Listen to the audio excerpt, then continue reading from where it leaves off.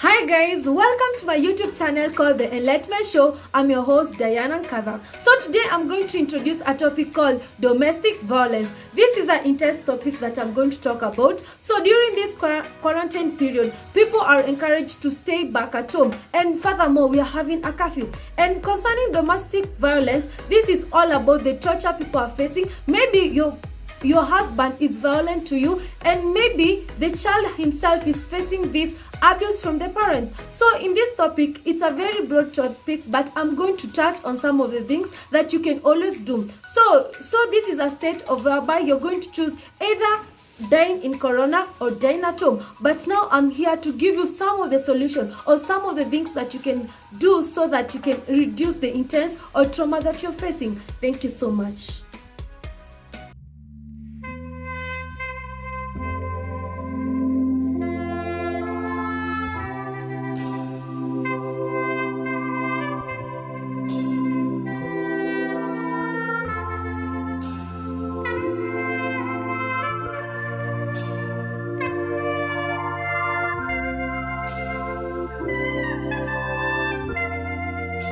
Hey God, it's me again, this time.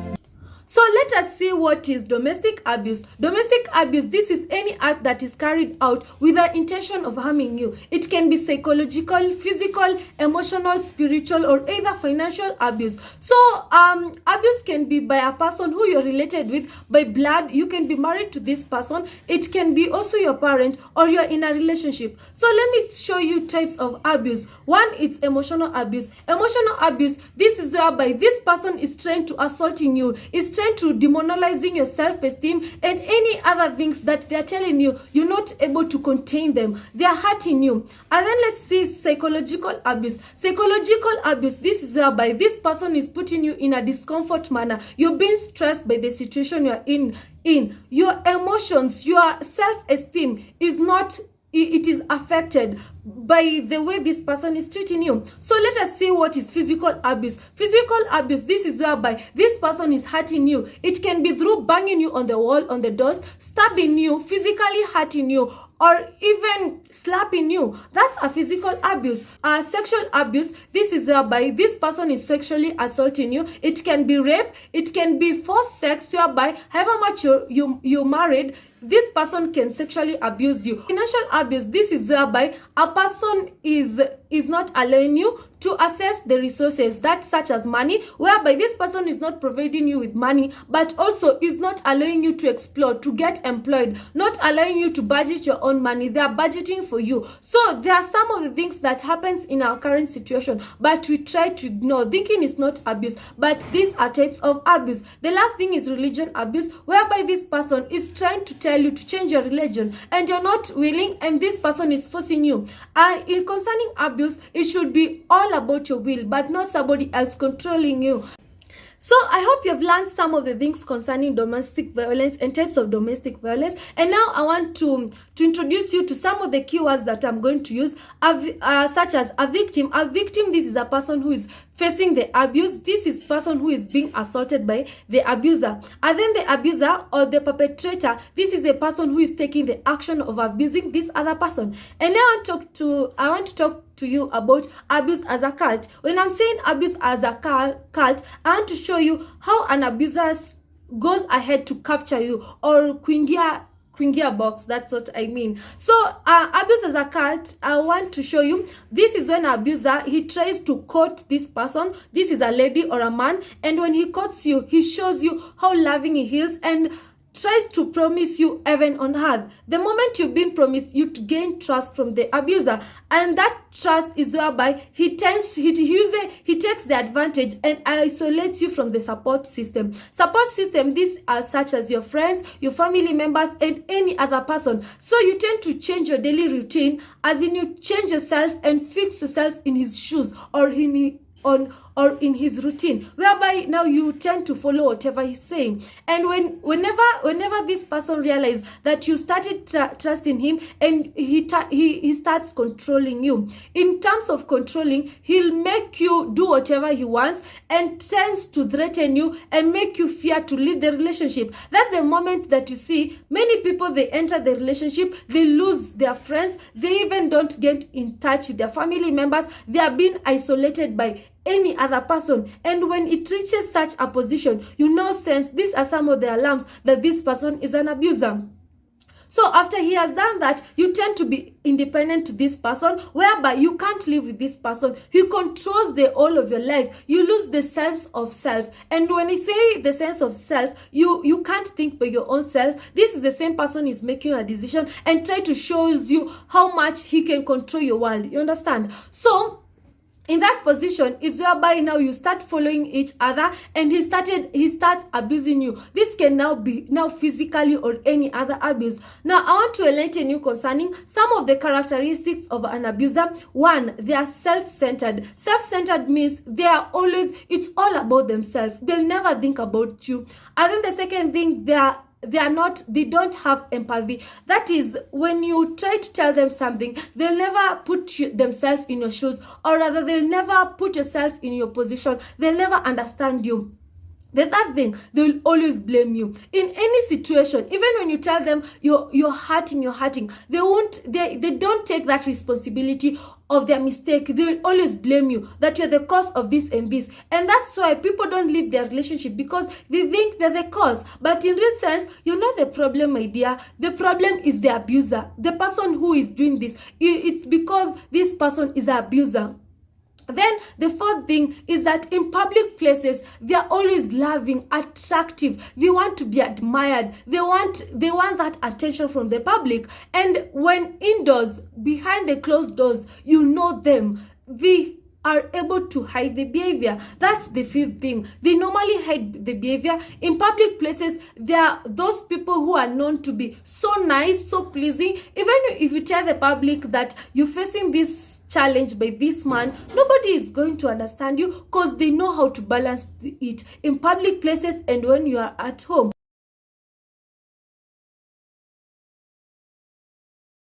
So the second phase is abuse phase or crisis phase. This is whereby the person now has risen the tension, and now he's taking the advantage of abusing you physically. The first one, I can say it was emotional abuse, whereby he tells you words verbally or non-verbally, but in this phase, he takes the control of now physically abusing you. But you who is a victim, you take hold of it by accepting the blame. But in real sense, you know the problem. The abuser is the person who has the problem. The problem is that you're staying with an abuser in the house. So these are the things that I want you to understand. The moment you're physically abused, sometimes it's not all because of you, but it's because of the situation you are. The last stage is the reconciliation stage.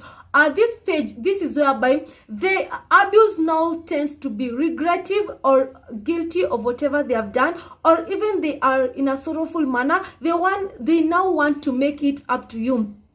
So most of the times, many people don't know they are in an abusive relationship, because these stages or these phrases, they carry on and on and on. This time this person is abusing you, the second time is this person is giving you attention, and you think your relationship is happy, saying that my relationship is fluctuating, but in real sense you're in an abusive situation. So let me tell you on how you can be able to understand that you're in an abusive relationship, or steps that you can carry on when you are in an abusive relationship. Letting you concerning how you can deal with domestic violence. So the first thing is admitting that you're in an abusive relationship, or you're being abused by your partner, and if you're not ready to leave this relationship, admitting is a one step. You've taken an initiative.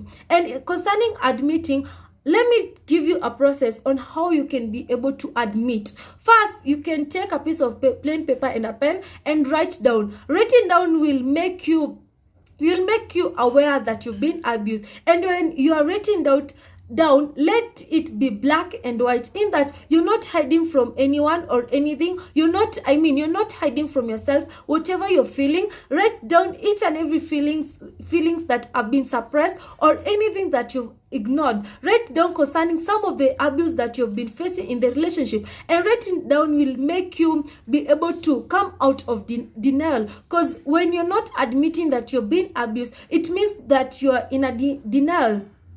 Writing down will sometimes make you cry or be emotional, because these are some of the things that you're trying to put them in your unconscious mind. But the moment you're writing down, you're not conscious of these things. You're not making yourself aware. And the moment you're writing down, it can make you cry or be overwhelmed by emotion. But kindly remind yourself that the reason you're writing down is so that you can come out of denial. The second thing is, in the process of writing down, you can always review whatever you've written, because sometimes when you're writing down some of the things, it's because of emotion, but the moment you're reviewing them, it becomes a reality to your word. So reviewing them will make you now fully come out of denial and accept that I'm being abused and take the next step.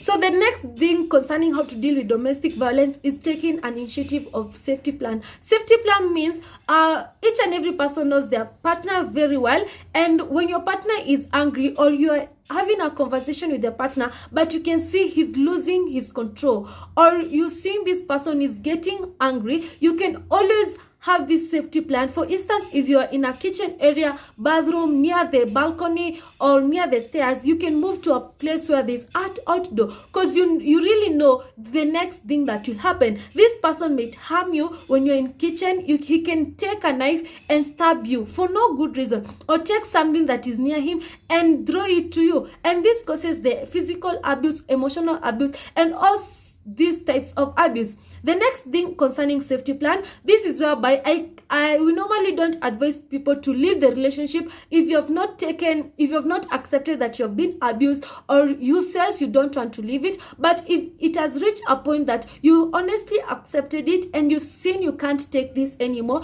and you're hurting yourself physically, harming yourself, and this is causing damage unto you, you can take the initiative of leaving. And in terms of leaving, remember that an abuser takes pleasure in hurting you. He feels very nice when you're there being hurt and you feeling all those things. This boosts his ego and it boosts his self-esteem. That's why sometimes we always say that narcissists or abusers, these are people who have mental challenges, because there are two types of abusers. One, it's nature. Second, it's behavior. When this person is the nature, it's very hard to control him. But when this person is a behavior, the abuser has this behavior. He has acquired the behavior. You can be able to talk to him. I'll tell you that's the next thing I'm going to talk about. So when you're having a safety plan, you can always remember that since you remember this person takes pleasure in hurting you, you can decide where you want to go. And when you decide, just don't go out, because you're going to affect this person's ego. So decide, have that trickiness, or that you can decide on how to move silently without him knowing, because the moment he knows that you want to leave the relationship, they can hurt you, because you're now affecting them. They can hurt you. They can even go ahead and killing you. So that's why it's very hard to get out in this relationship, because of that threat, and this person is under control. But when you have that safety plan, you can be able to move on without any injuries, and then decide on a safer place to go, whereby you're going to be welcomed, and you're going also to be guided, and also to be counseled. Then another thing is use of codes. Sometimes this person, because I've said an abuser, sometimes they normally don't want the public to know whatever is happening in the closed doors. But the moment you have these codes, for instance, you tell your neighbors, when you're screaming at home, it's not because of any other thing, it's because you're being abused. They can be able to understand you and come to rescue you. The same thing, you can always call the police, but have a safety plan. The safety plan, have a safety measure whereby you won't be able to affect the abuser's ego, so that you can avoid being hurt more and more. And also have the safety plan concerning your children. Take them to a secure environment, or even be able to protect them.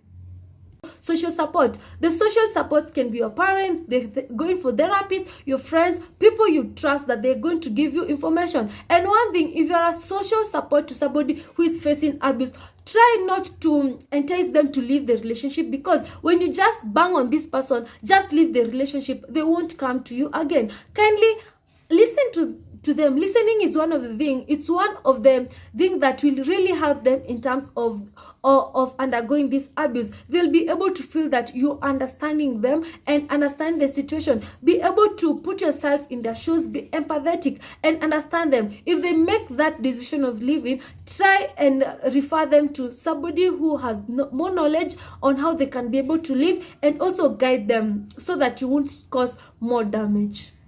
My final enlightenment concerning this topic is concerning talking to your partner. And talking to your partner, this is whereby you still have that emotion contact with your partner, and you can be able to talk. So try and tell them that you have something to tell them, and you become in that serious conversation whereby you can set that time aside so that you can talk. And while talking, try not to blame them or accusing them concerning anything. So have that term to be convincing.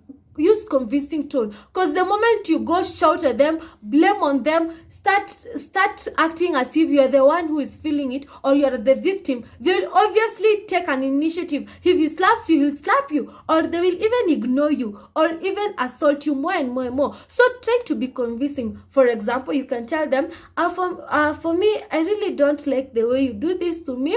I feel hurt sometimes, and I would like we change this and this and this. So that is tries to be convincing. Another thing, you can always flatter them by asking them questions. When you ask them questions so that you can see the way forward or where they are coming from, this will make them feel that they are centered, because an abuser will always want to have to be that in the center place. Remember, they are always self-centered. They always want to be on control. So when you ask them questions and try to figure out how they are feeling.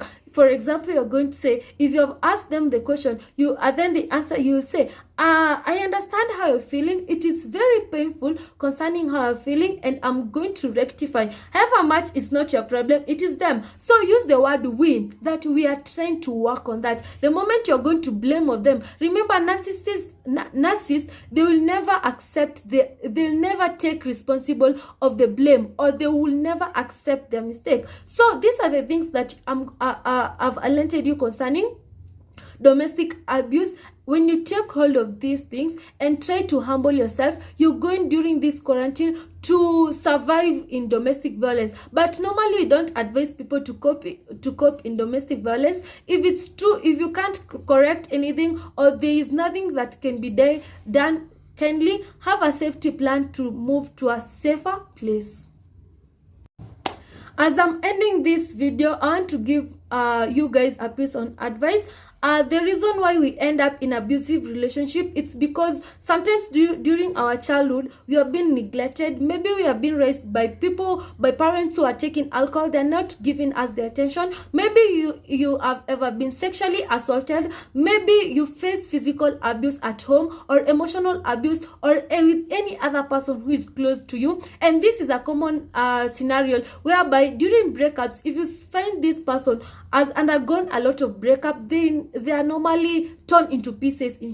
I mean, they have lost their sense of love. That is, for example, self-love, such things. And what I'm trying to tell you, these things can affect your self-esteem because of your past experience. But whatever I want to advise you is on to prevent you from getting into an abusive relationship. Kindly do not take this thing personally or make you feel lower, because when the moment you face all of these challenges, you tend to be chosen, not to choose.